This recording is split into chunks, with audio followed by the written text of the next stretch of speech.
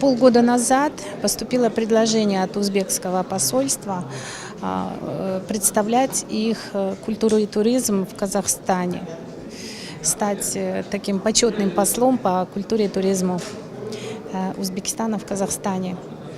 Я очень благодарна за оказанную честь и доверие, потому как сейчас получается новая волна сотрудничества между Казахстаном и Узбекистаном. Это позволяет сблизить наши народы на уровне не то чтобы политики, а именно на уровне культуры и туризма. Мы полгода назад как раз говорили о том, что развивать нужно направление, причем не то чтобы развивать, оно есть. Вот сакральный туризм, туризм по святыням. Он есть, но он стихийный.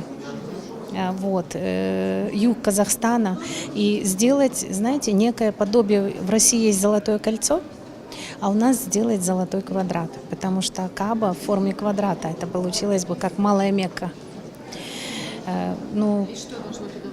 Войти все наши святыни, это в большей части юг Казахстана, это Арыстан Баб, наш Ходжа Ахмет Яссауи и все близлежащие святыни. И, конечно же, это Ташкент, Самарканд, Бухара, Хива. То есть это не только архитектурные памятники, там же очень много святых мест.